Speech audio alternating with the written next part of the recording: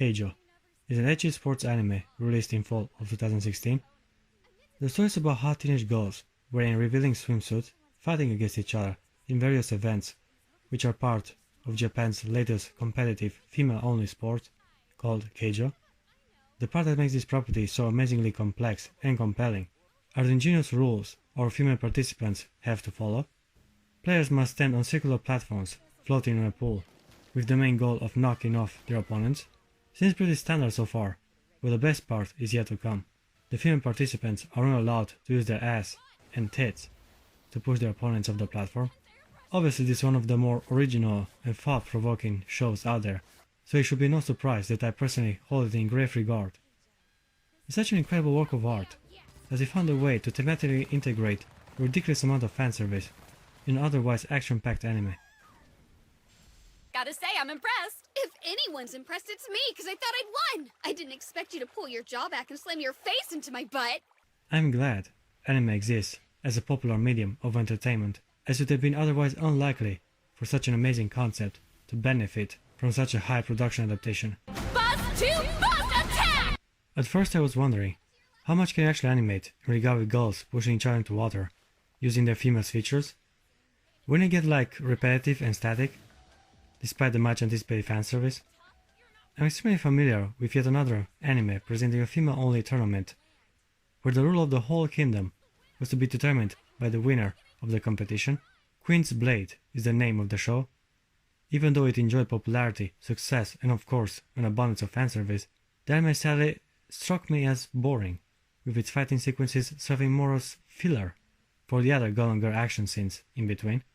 It was a shame, as the anime definitely had potential, and I was a bit scared that Keijo might also lose focus and in the end suffer similar flaws with its story and characters.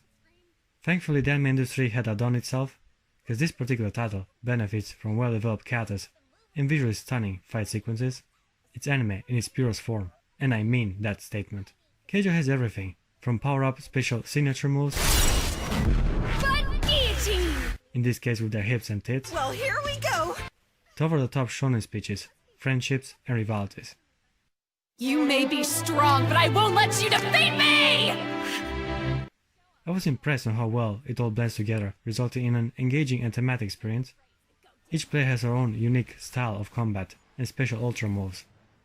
Some focus on speed and primarily use their butts for rapid fire attacks, while others prefer to use their strength to overwhelm their opponents. So many interesting techniques and strategies are being implemented in such clever ways that it is hard for me not to be captivated by the insanity presented on the screen. Sometimes the show might exaggerate to keep the battles fresh and different. Some Keijo players have abilities that are less related to their butts or breasts, like using magic, hypnosis, or even their eyes to scan the opponents for weak points. Nanase can distinguish between her opponent's strong and weak spots just by looking at their body. Your butt's turning yellow because you can't put any strength into it. The show is action-packed with numerous competitions, and we also get to witness the training behind this divine activity. The story follows the life of our protagonist, the lively 18-year-old Nozomi Kaminashi. After graduating from high school, she enters the world of Keijo, hoping to achieve her best performance and bring home a fortune for her impoverished family. A worthy and relatable goal. Oh yeah! I can move into a fancy high-rise, drive a luxury car, and eat like a friggin' king! From the start, I really liked her personality. She's cheerful and eager to experience new challenges, while also being determined to better herself with each passing day. I guess Kaminashi would be the female equivalent of a typical shonen anime main character. She's even more focused on willpower, rather than skill or knowledge, being otherwise a rather simple-minded girl. I want to practice on the land! Come on, let's go. We're going to be late. I don't wanna! You can't make me! You gotta be kidding! Why'd you have to drag me along? It's not fair to get a full-out feast! She has a natural talent for the sport, which shouldn't have come as a surprise, as Kaminashi is a former gymnast with a mighty fine body.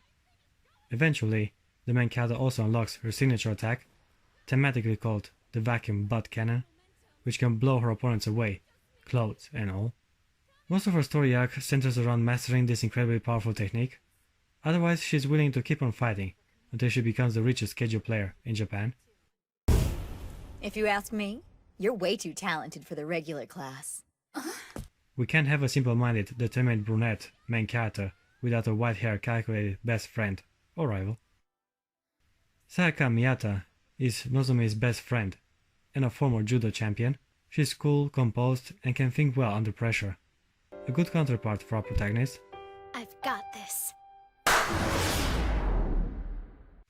Sayaka is humble and doesn't want to be in the spotlight, which is the opposite of Kaminashi, who enjoys all the attention. Am I the only one that kinda sees similarities between these two BFFs and Gon and Killua from the Hunter x Hunter series? Not only by their hair color, but also some personality traits are strikingly similar with these characters.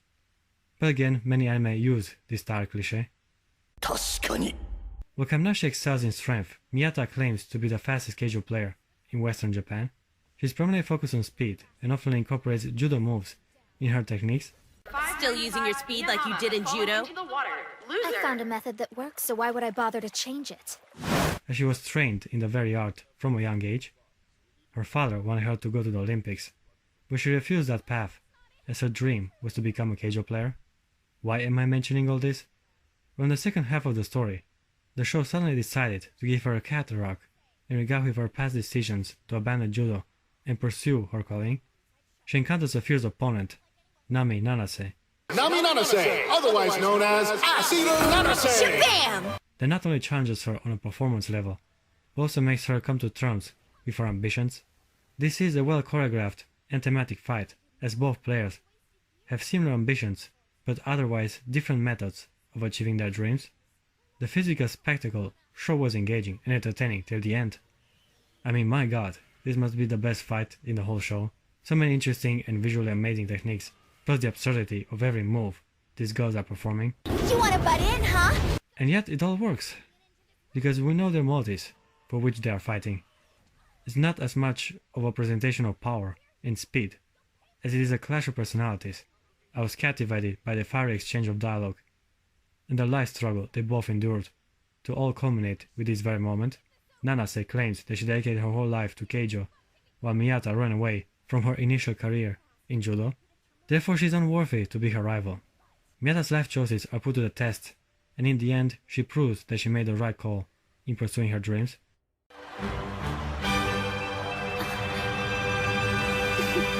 There is yet another battle I would like to discuss, now referring to the show-off between our protagonist and elite class rank 4, Kotone Fujisaki.